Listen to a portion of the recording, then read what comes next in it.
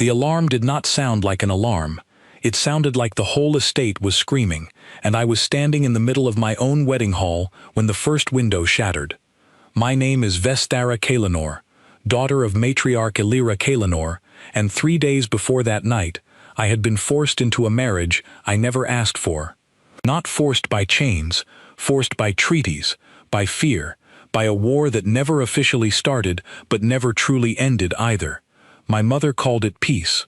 I called it a leash, with a human on the other end of it. His name was Daniel Whitfield. He was tall in the way humans often are, quiet in a way I did not expect, and when the priests bound our wrists together with the ceremonial cord, he did not smile the smug smile I had prepared myself to hate. He looked at me like he was sorry, like he understood exactly what this cost me, and he carried that weight without saying a single word about it. I did not marry him for love. I married him because the Ash Crown Remnant, a faction of my own people who still believed humans were animals wearing clothes, had threatened to burn 3 border colonies to ash if the peace treaty failed. My mother needed a symbol. Humanity needed a symbol. I was the symbol, wrapped in ceremonial silk, standing next to a man I had spoken to for exactly 4 hours before I promised him my life. 4 hours. That was all the time we had before the vows. In those 4 hours, I learned that Daniel Whitfield had been a soldier once, a corporal, though the file my mother's intelligence office gave me listed his service record as largely redacted, which I assumed meant it was unremarkable. I learned that he preferred quiet rooms to loud ones. I learned that he asked me questions about my culture instead of assuming he already understood it, which surprised me more than I wanted to admit. I did not learn, in those 4 hours, that he was dangerous. Nothing about him suggested danger. His hands were calm. His voice never rose. When my mother's guards searched him before the ceremony, expecting to find some hidden weapon smuggled in by human paranoia, they found nothing but a small metal ring he wore around his neck, engraved with numbers that meant nothing to any of us. The wedding itself was beautiful, in the cold, political way these things always are. Silver banners, Cathari war priests chanting blessings meant to shame humanity as much as bless our union. Human diplomats standing stiffly in a room full of people who did not want them there. And through all of it, Daniel stood beside me, steady, patient, absorbing every insult disguised as tradition without a flicker of anger crossing his face. I remember thinking he was either remarkably disciplined or remarkably weak. I did not yet know there was a difference between the two, and that the line separating them was thinner and sharper than I had ever imagined. The feast after the ceremony was where I first noticed something strange about him. A Cathari general named Dravox, a broad-shouldered war hero decorated for his role in the border skirmishes against human forces, approached our table with a goblet in each hand and a challenge in his eyes. He set one goblet in front of Daniel and one in front of himself. "A toast," Dravox said, his voice carrying across the hall on purpose, "to the diplomat who fights his battles with paperwork instead of blades." The room laughed. Not everyone, but enough. I felt heat rise in my face, embarrassment mixing with something close to fury, because this was my wedding, and my new husband was being mocked in front of half the Cathari nobility. Daniel picked up the goblet. He did not flinch. He did not raise his voice. He simply said, "Paperwork ends wars. Blades usually just start new ones." Dravox's smile faltered for half a second, before he recovered it, laughing loudly and clapping Daniel on the shoulder, hard enough to stagger a smaller man. Daniel did not stagger. He barely moved. I noticed that detail and dismissed it immediately, telling myself he had simply braced himself well, the way anyone might when expecting a blow. I did not yet understand that some things a body does are trained so deeply into it that they happen without thought. Later that night, after the feast had ended and the guests had gone, my mother summoned me to her private chambers. She was seated by the window, watching the twin moons rise over the eastern towers, and she did not turn when I entered. "You think I sold you," she said. "I think you traded me," I answered. "There is a difference. but not much of one. She turned then, and I saw something in her eyes I rarely saw from the matriarch of the Cathari people. Fear. Not the performative fear of politics, but something quieter and more personal. "The ash crown remnant grows bolder every season," she said. "They do not want peace. They want a war they believe they can win, because they believe humans are weak creatures, hiding behind clever machines and cowardly diplomacy. If this treaty fails, if this marriage fails, they will use it as the spark they have been waiting for. Do you understand what is at stake, Vestara?"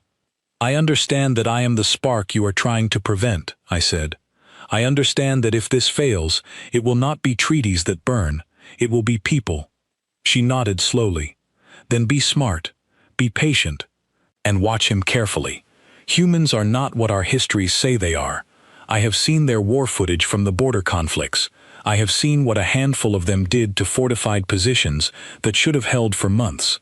Something does not add up about the peace they offer so easily." I left her chambers troubled by those words, though I told myself she was simply paranoid, the way leaders often become after years of holding power through fear. I told myself Daniel Whitfield was exactly what he appeared to be, a quiet, unremarkable soldier turned diplomat, sent to smooth over a fragile peace with patience and paperwork. I did not yet know how wrong I was.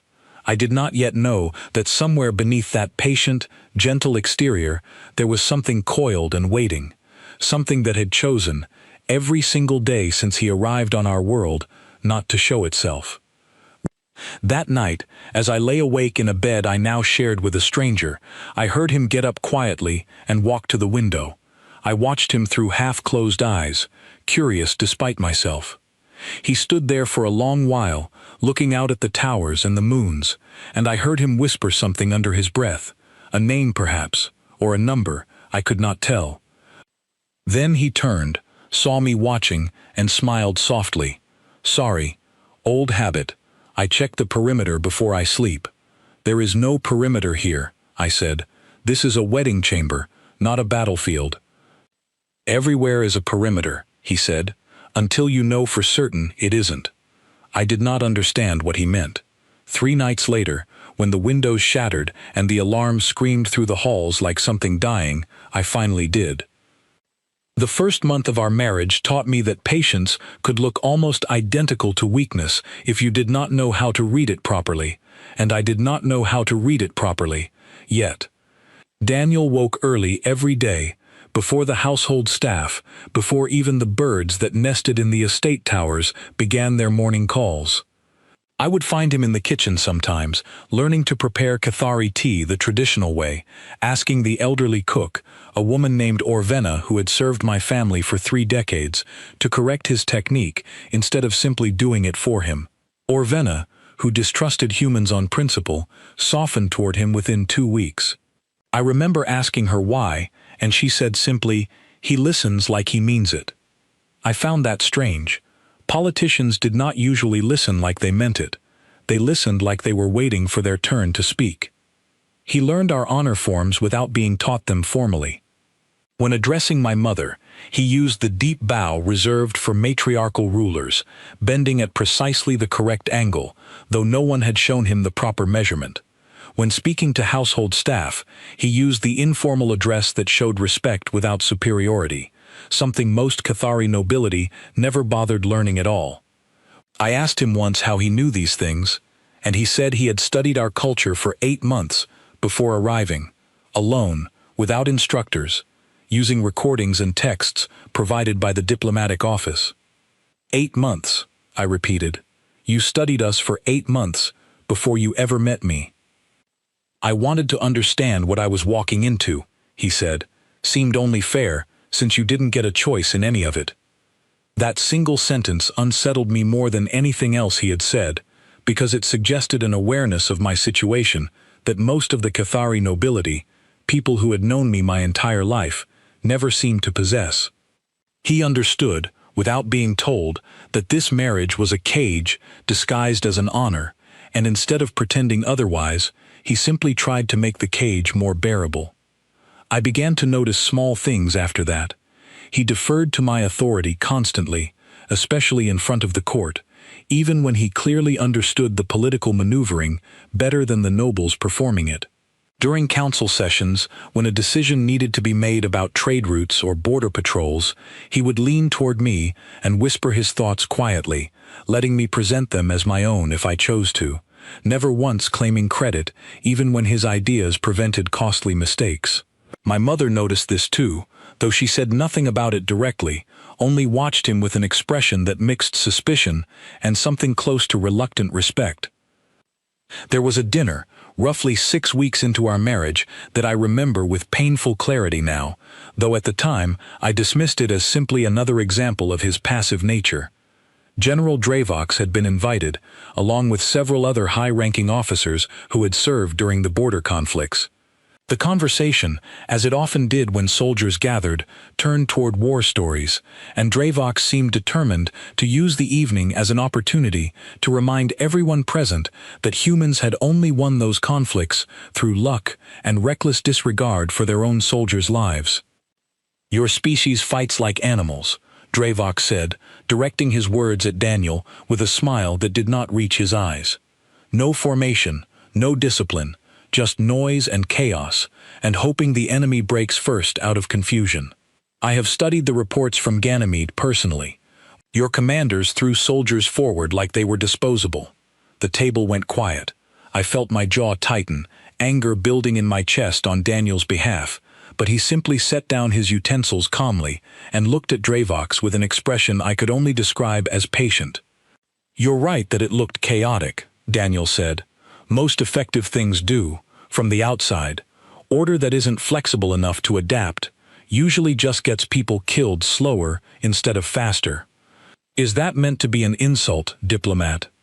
"It's meant to be an observation," Daniel said. "You're welcome to take it however you like." Dravox laughed, loud and dismissive, and the conversation moved elsewhere, but I noticed something in that exchange I did not understand until much later. Daniel had not backed down. He had not raised his voice either. He had simply stated something true, calmly, and let the truth sit there without defending it further. I mistook this for weakness at the time. I thought a truly confident warrior would have matched Dravox's aggression, proven himself through dominance the way Cathari officers were trained to do from childhood. Instead, Daniel simply refused to participate in the performance at all, and I read that refusal as an inability rather than a choice. It was around this time that he began teaching me a human game called chess, using a set carved from dark stone that he had brought with him, one of the few personal items in his luggage when he arrived. We played most evenings, after the day's political obligations had drained whatever energy remained in both of us, and I found myself looking forward to those quiet hours more than I expected to. "You are patient with this game," I said one evening, after he had spent nearly 10 silent minutes considering a single move. "More patient than you are with everything else, and you are patient with almost everything. Chess punishes impatience," he said. "Every piece you move without thinking is a piece you might lose later. Best players I ever knew barely moved at all until they saw exactly the shape the board was taking. And if the board never takes a clear shape, then you wait longer," he said. "Humans don't fight until there's no other move left on the board.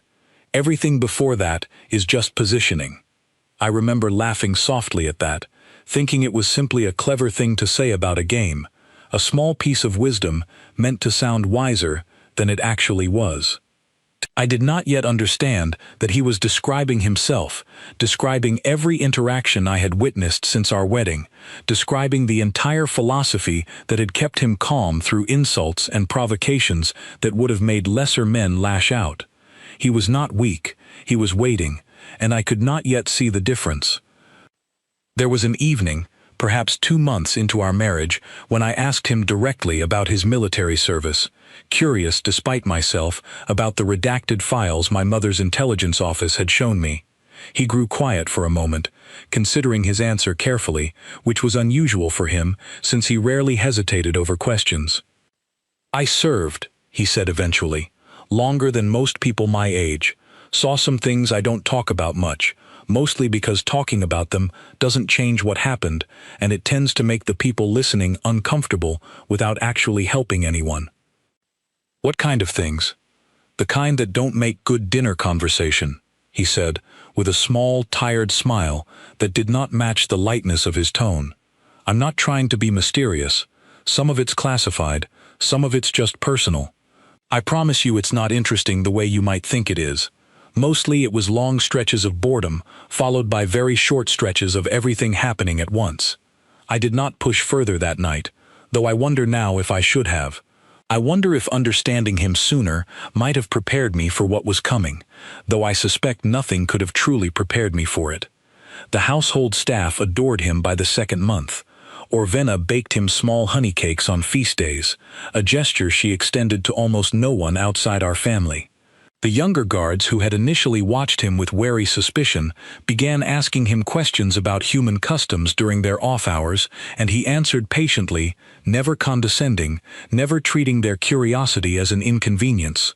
Even the estate's groundskeeper, an old Cathari man who had lost 2 sons during the border conflicts and openly despised humans, softened slightly after Daniel spent an afternoon helping him repair a stone wall damaged by a storm, working silently alongside him without being asked.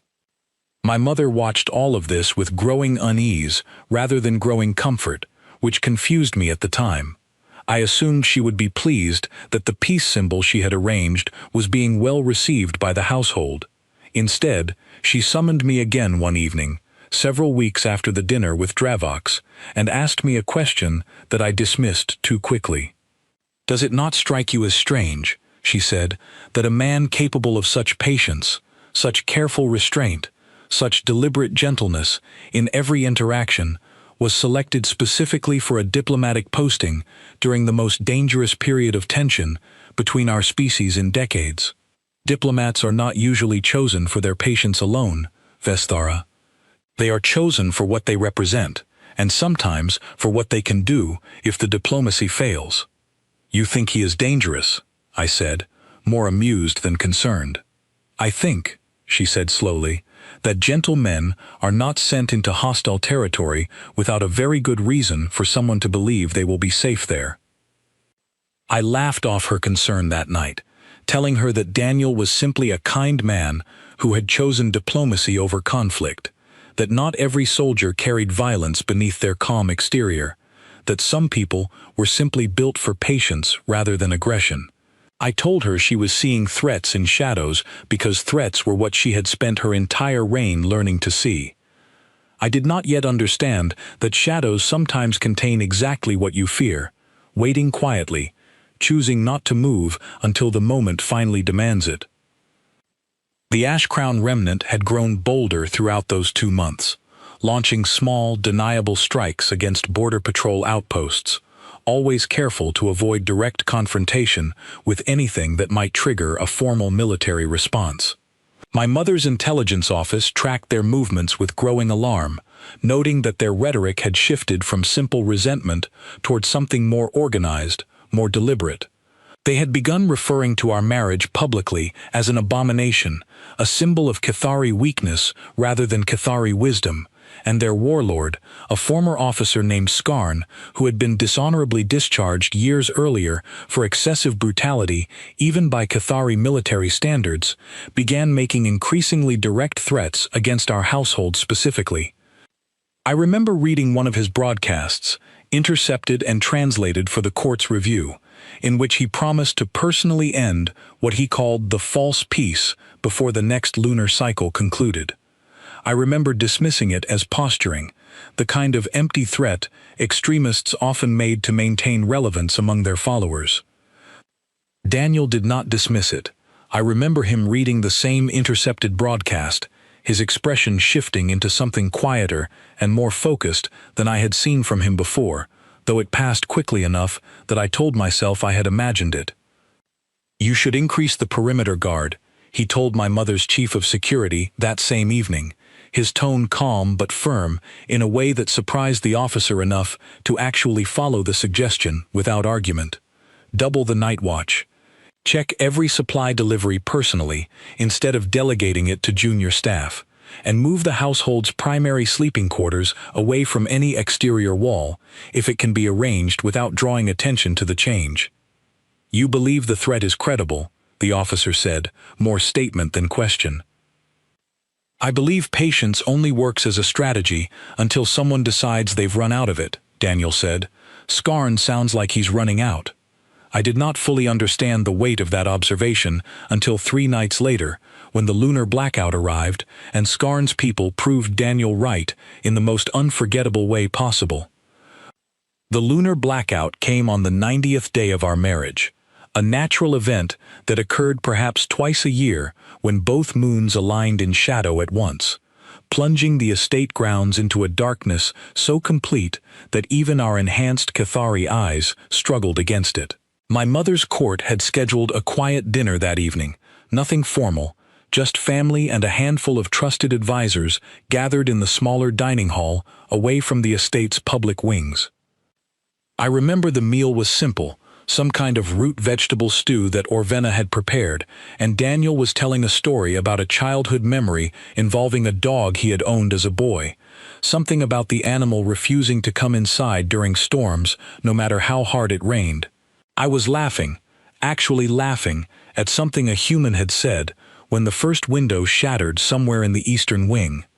The sound was wrong, not the sound of an accident, not the sound of weather or wildlife. It was sharp and deliberate, followed almost immediately by a second shattering sound, then a third, spreading through the estate like a wave moving toward us. The estate's alarm system activated a heartbeat later, a piercing tone that filled every corridor at once, and I watched my mother's advisors rise from their seats in confused alarm, while the household guards outside the dining hall began shouting orders to each other that I could not fully make out through the door. Daniel was standing before I even understood what was happening. He moved without hesitation, without the confused hesitation that gripped everyone else in that room, crossing to the door and pressing his palm against it briefly, feeling for something, listening for something, before turning back to the room with an expression I had never seen on his face before. "Everyone away from the windows," he said, his voice carrying an authority that silenced the confused murmuring instantly. "Now, get to the center of the room." My mother, to her credit, did not question him. She simply moved, gathering her advisors with a sharp gesture, and I found myself moving too, pulled by some instinct I did not fully understand yet, some trust I had not realized I already held for him.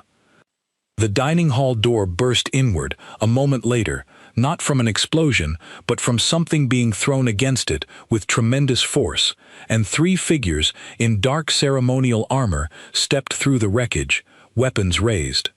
I recognized the sigil on their armor immediately, the black crown emblem of the Ash Crown remnant, and my stomach dropped with a fear so complete it felt like drowning. "The false peace ends tonight," one of them said, his voice distorted by the helmet he wore. "Where is the human?" Daniel stepped forward before anyone else could react, placing himself directly between the intruders and the rest of the room, and I remember screaming his name, reaching for him, only to find my mother's hand gripping my arm hard enough to bruise, holding me back. "I'm right here," Daniel said calmly, his hands raised slightly, not in surrender, but in something that looked almost like an invitation. "You want me. Everyone else in this room can leave."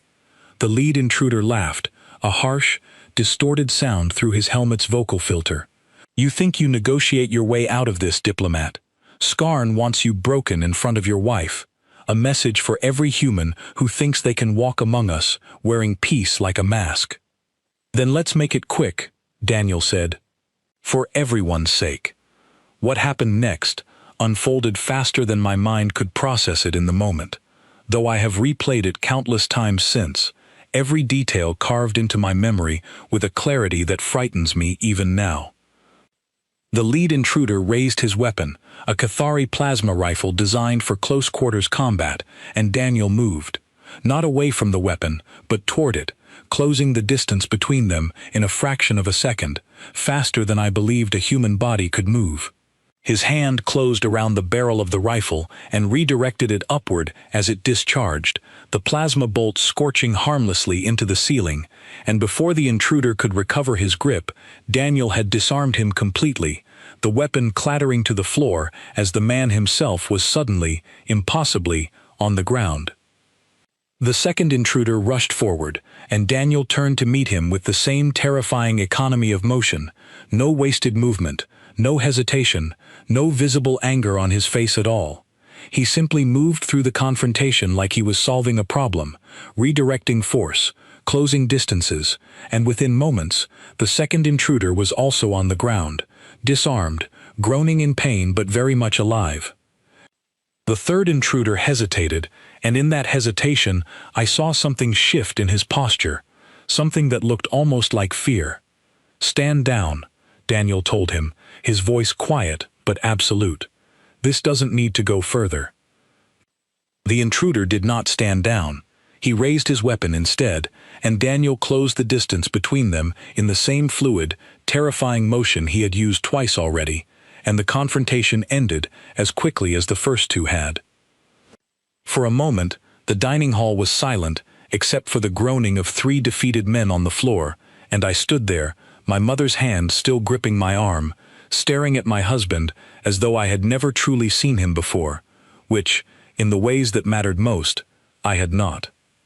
But the silence did not last.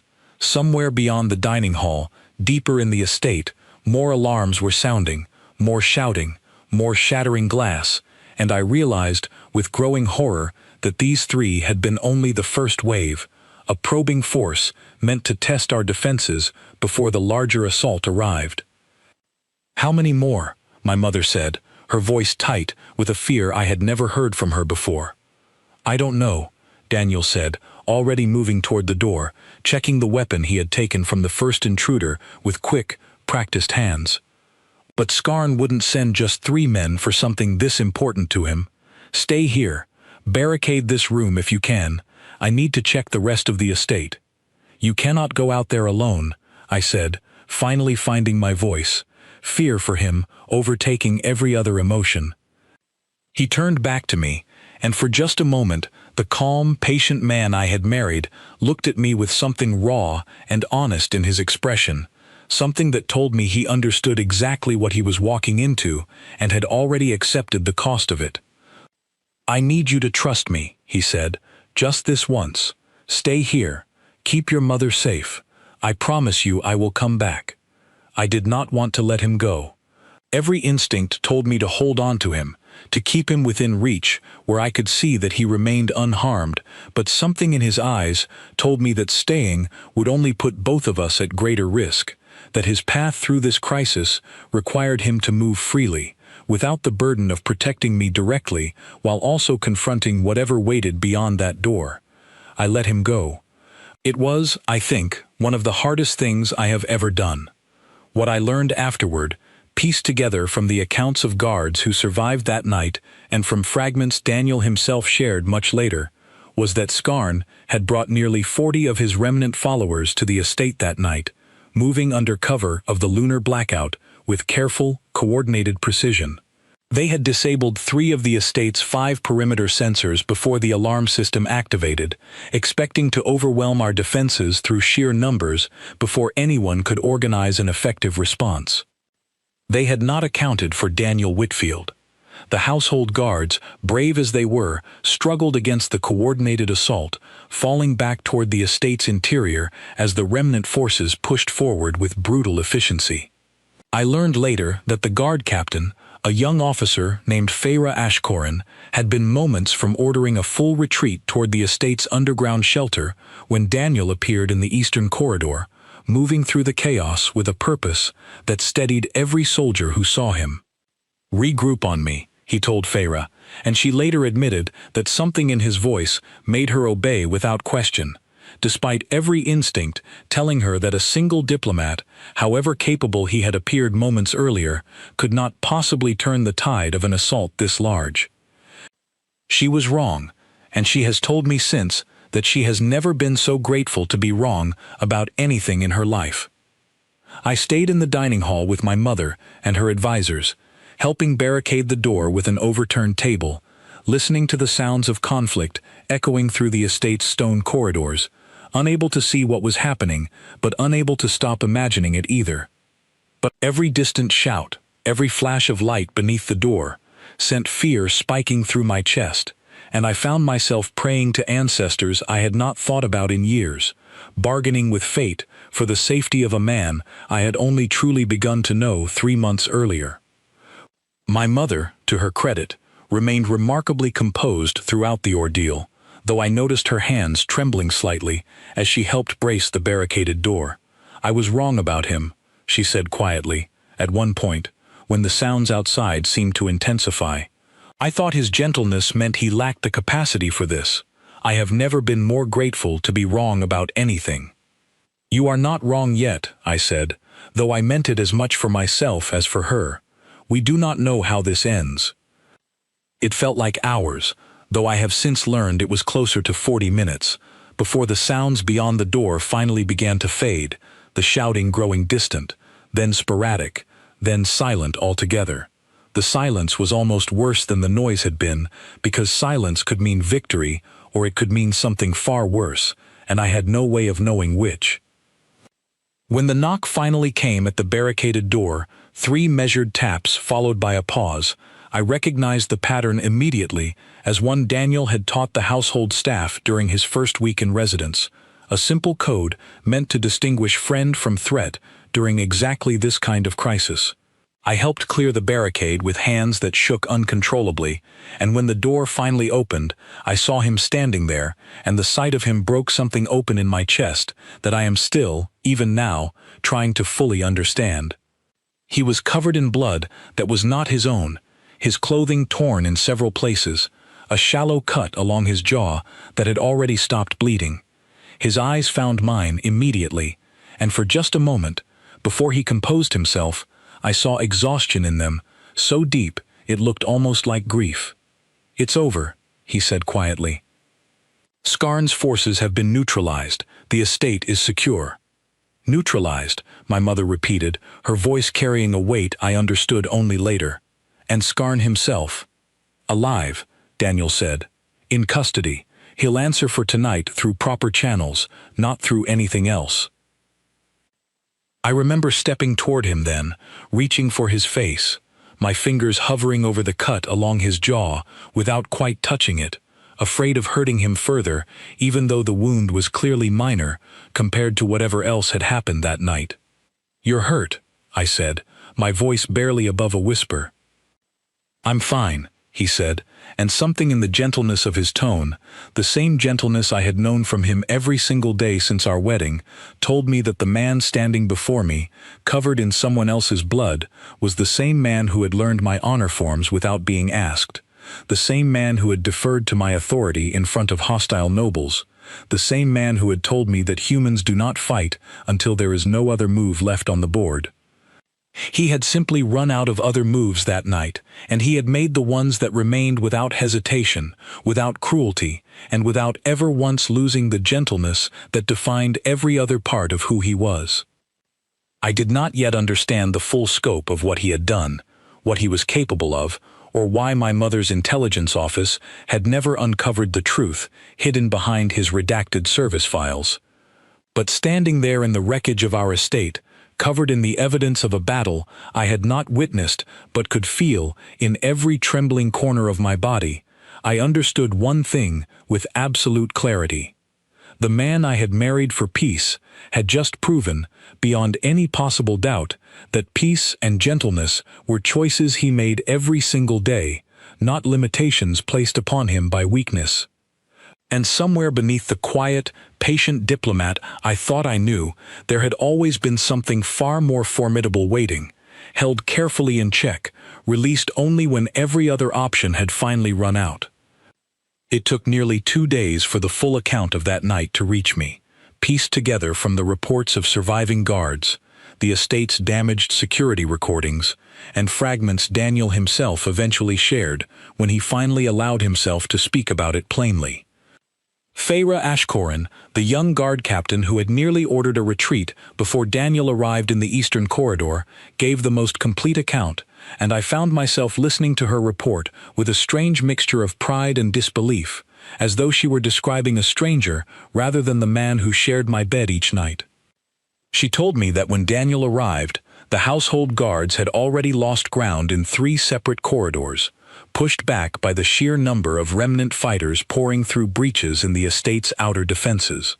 The guards were brave, she insisted, but they were trained for ceremonial protection duties, ornamental postings meant to project dignity rather than repel a coordinated military assault. Skarn's forces, by contrast, were battle-hardened extremists who had spent years preparing for exactly this kind of violent confrontation.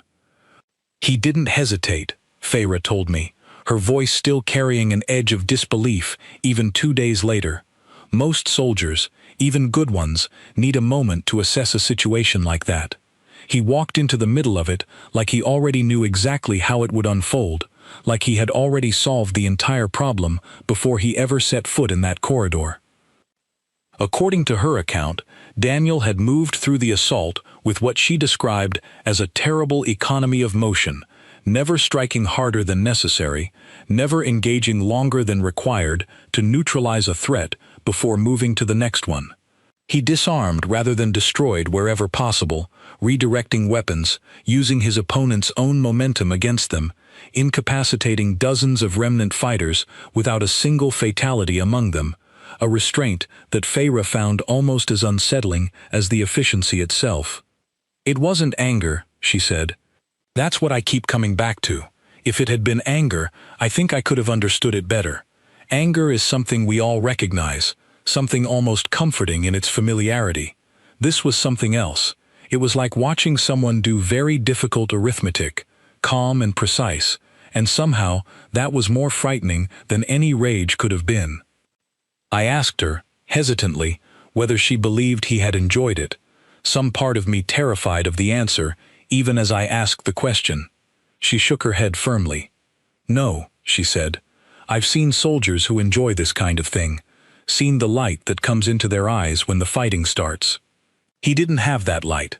If anything, he looked tired the entire time, like a man doing a job he wished someone else could do instead. The estate's security recordings, damaged as they were by the initial breach, captured perhaps a third of the total confrontation, fragments of footage from cameras that had survived the assault. I watched those recordings only once, my mother sitting beside me in her private study, both of us silent as we witnessed pieces of what Daniel had done that night. The footage showed him moving through the western corridor, 3 remnant fighters converging on him at once, weapons raised. I watched him step inside the reach of the first fighter's weapon before it could be brought fully to bear, redirecting the barrel with one hand, while his other hand found a pressure point along the man's arm that dropped him instantly to the floor, unconscious but breathing. The second and third fighters barely had time to react before he had turned his attention fully toward them, and within seconds, all 3 lay incapacitated on the corridor floor. Another fragment showed him standing at the mouth of the Great Hall, 7 remnant fighters advancing toward him in a loose formation, clearly believing their numbers would overwhelm a single defender, no matter how skilled. I watched him move through that formation like water moving around stones, never standing still long enough to become an easy target, never striking without absolute precision, and within less than a minute, all 7 lay defeated around him, the corridor eerily quiet in the aftermath. My mother watched this footage with an expression I had never seen on her face before, something that mixed fear and awe in equal measure. This is not the fighting style of a corporal, she said quietly, more to herself than to me. This is not even the fighting style of most decorated officers I have studied. This is something else entirely. It was my mother's own intelligence office, in the days following the attack, that finally uncovered fragments of the truth, hidden behind Daniel's redacted service files, fragments that had somehow escaped their notice during the initial background review before our marriage was arranged. Through diplomatic back channels and careful, respectful inquiry with human authorities, who remained frustratingly tight-lipped about the specifics, they learned that Daniel Whitfield had served for over a decade in a specialized unit whose full designation remained classified even to Allied governments, a unit reserved for soldiers who had demonstrated exceptional capability across multiple combat disciplines. His public service record, the one shown to my mother's office before the marriage was arranged, had listed him simply as a corporal who had transitioned into diplomatic service after a routine discharge. The truth, as my mother's investigators eventually pieced together, was that his diplomatic posting had been a deliberate placement, arranged by human military intelligence in coordination with their diplomatic corps, precisely because his combat record made him uniquely suited to protect a vulnerable diplomatic position without requiring an obvious military presence that might have inflamed tensions further.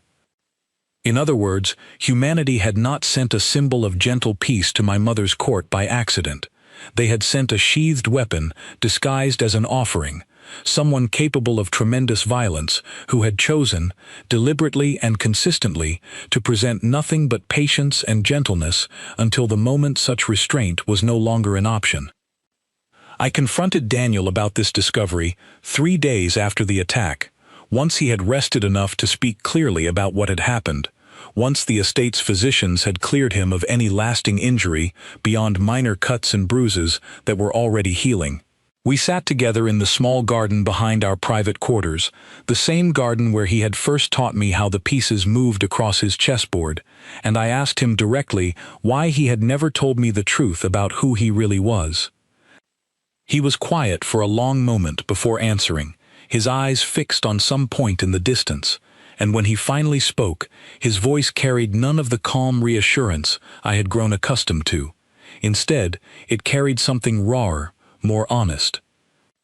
"Would it have changed anything," he asked, "if I had told you on our wedding day that I used to do things I'm not proud of, that I spent years training my body to become exactly the kind of instrument that got used that night? Would that have made the marriage easier for you, knowing you were bound to someone capable of that kind of violence?" "I do not know," I admitted honestly, "but I think I deserve to know." "You did," he agreed. "You deserve to know, and I chose not to tell you, and I understand if that feels like a betrayal, but I want you to understand why. Every day since I arrived here, I have tried to be exactly what this piece needed me to be. Patient, gentle, someone who listened instead of dominating, who deferred instead of demanding. That wasn't a performance, Vestera. That was the truth I chose to live, every single day, because I had spent enough years being the other thing, and I wanted, more than almost anything else in my life, to finally be something different." "And when the remnant attacked," I said, "you became the other thing again."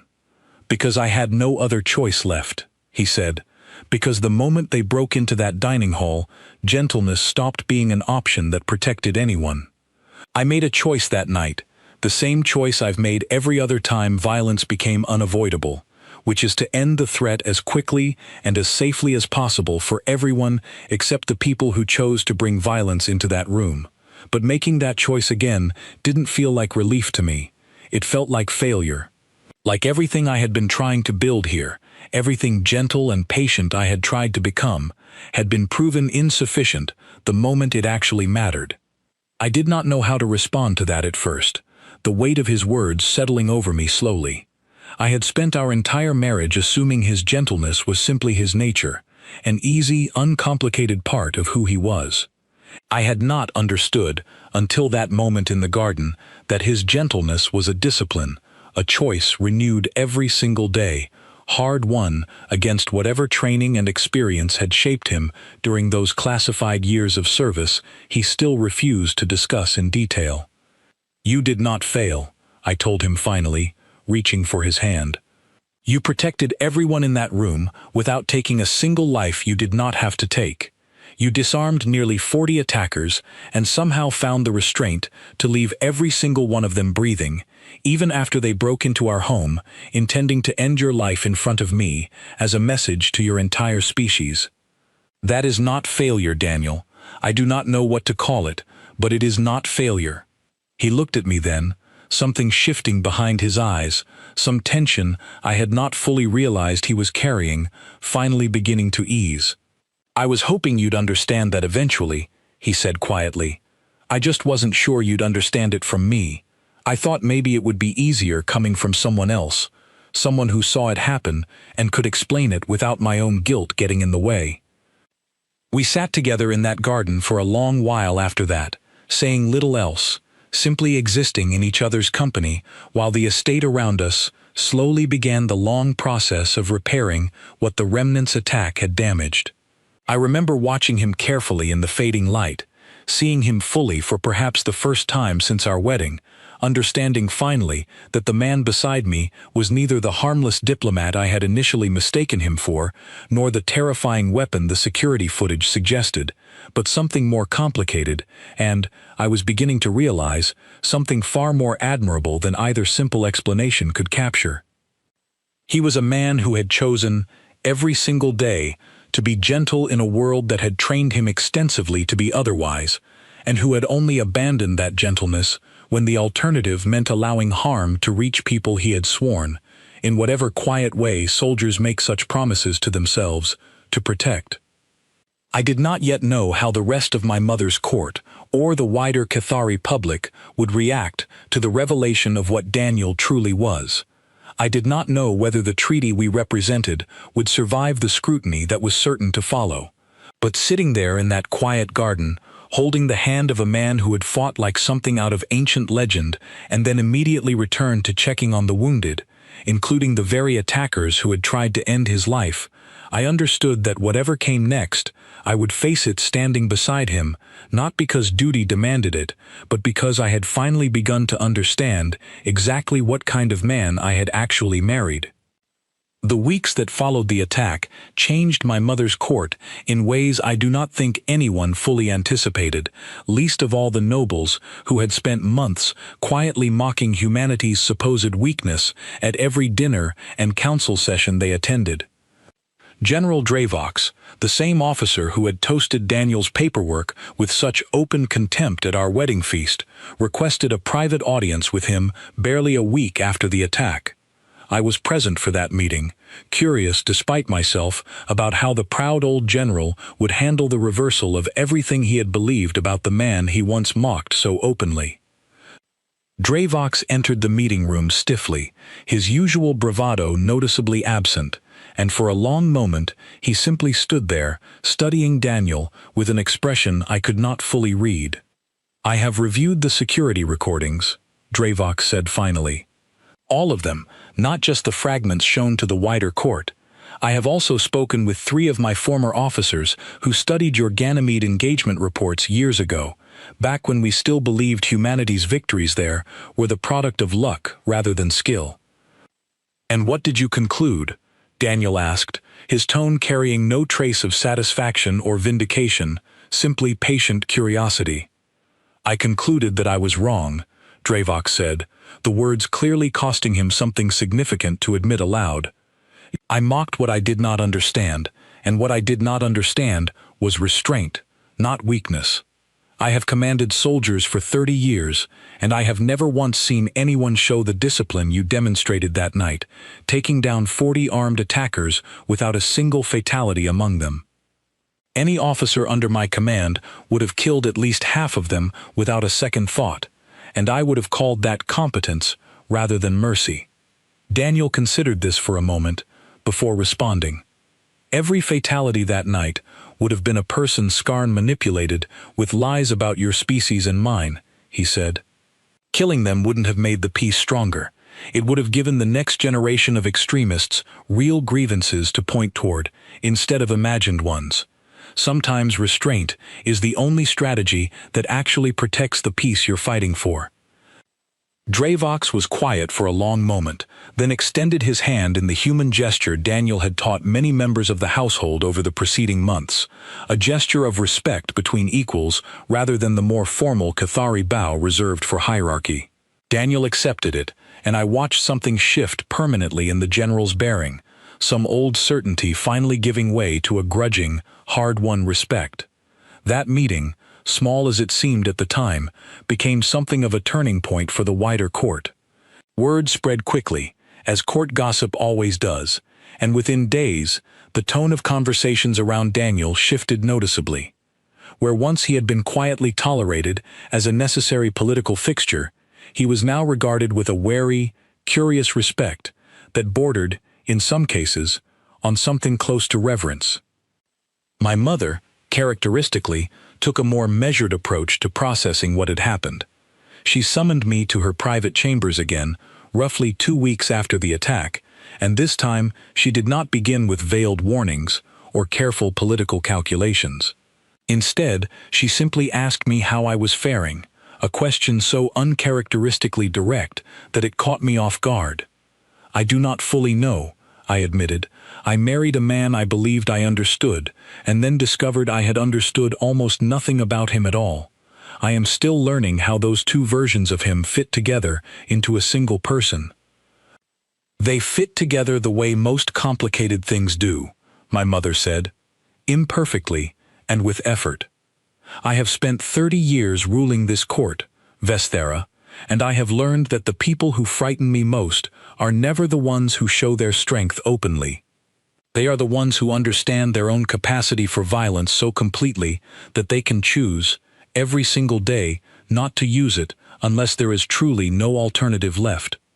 "You believe he is dangerous," I said, echoing the concern she had raised months earlier, before the attack had proven her instincts correct in ways neither of us had anticipated.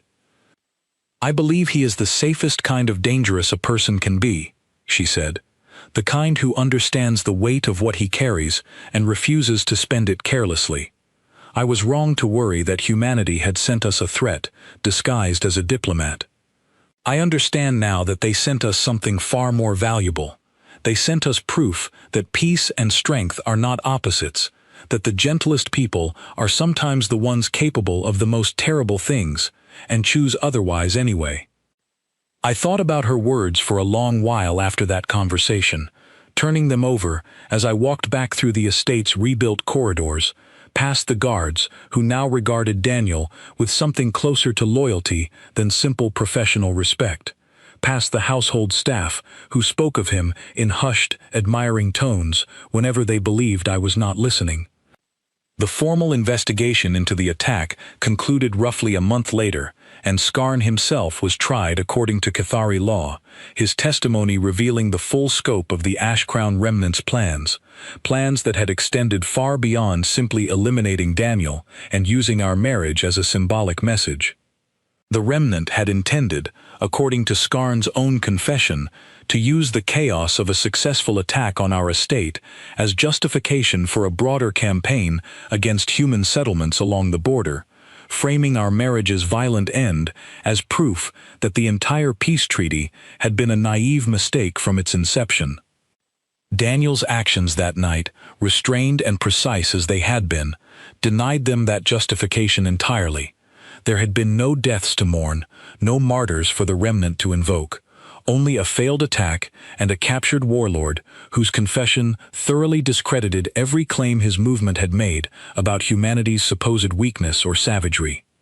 The peace treaty, rather than collapsing under the pressure of that night's violence, emerged from it stronger than it had been before, reinforced by proof that humanity's restraint was a choice born of genuine strength rather than an inability to do otherwise. I asked Daniel, some weeks after the trial concluded, whether he had thought about any of that strategic calculus in the moment, whether some part of his training had been weighing the political consequences of his restraint, even as he moved through that chaotic corridor, disarming attacker after attacker. He shook his head slowly. "No," he said. "In the moment, there's no room for that kind of thinking. You just do the next right thing, over and over, as fast as you can, until there's nothing left to do. The strategic value of restraint is something you plan for in the years before, through training, through the discipline you build into your instincts long before you ever need them. In the moment itself, it's just muscle memory and whatever values you've spent years drilling into yourself. I wasn't thinking about the treaty that night. I was thinking about not letting anyone in that estate get hurt worse than they already were. It was during one of our quiet evenings, several months after the attack, as the estate had fully settled back into its familiar rhythms and the political fallout had largely resolved itself, that I finally asked him the question that had been sitting in my chest since that night in the garden, unspoken but never fully forgotten. We were playing chess again, the same dark stone set he had brought with him from his homeworld, and I had finally learned enough of the game to make him consider his moves for more than a few seconds at a time, a small victory I took considerable pride in. "Why did you never tell me?" I asked quietly, watching his face carefully as I spoke. What you truly were, before that night, made it impossible to hide any longer. He set down the piece he had been considering, looking up at me with an expression that carried none of the calculated calm I had grown so accustomed to during our public interactions. This was something more private, more honest. Because for the first time in a very long time, he said slowly, I had found somewhere I didn't have to be that. Every posting before this one, every mission, every assignment, I was always the thing I became that night, whether anyone around me realized it or not. This marriage, this estate, the quiet evenings we spent learning each other's languages and habits and small preferences, that was the first place in years where I got to simply be gentle, without that gentleness needing to serve some larger strategic purpose. I wasn't hiding what I was from you to deceive you, Vestara. I was hoping, selfishly maybe, that I would never have to show you, because showing you would mean this place had stopped being the one refuge I had left. I felt something in my chest tighten at those words, understanding finally the full weight of what our marriage had meant to him, beyond the political necessity that had brought us together in the first place. You do not need it to be a refuge from what you are, I said carefully, reaching across the small table between us to take his hand. You need it to be a place where what you are and what you choose to be can finally exist together, without you having to hide one to protect the other. He was quiet for a long moment, considering my words with the same careful attention he gave to every chess move, every diplomatic negotiation, every quiet decision he made throughout each day we shared together. I think, he said finally, that might be the wisest thing anyone has said to me in a very long time. We did not finish that particular game of chess that evening. Instead, we simply sat together in comfortable silence, the dark stone pieces frozen mid-strategy between us, while outside the estate's windows, the twin moons rose together in a rare, perfect alignment that Orvena later told me the older Cathari traditions considered a sign of genuine, lasting peace.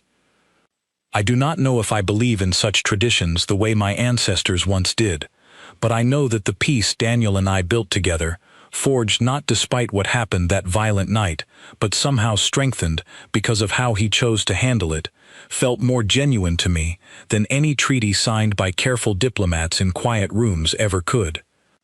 My mother's court still speaks of that night in hushed tones, still refers to Daniel with a mixture of respect and careful wariness that I suspect will never fully fade, no matter how many more years of quiet gentleness he demonstrates.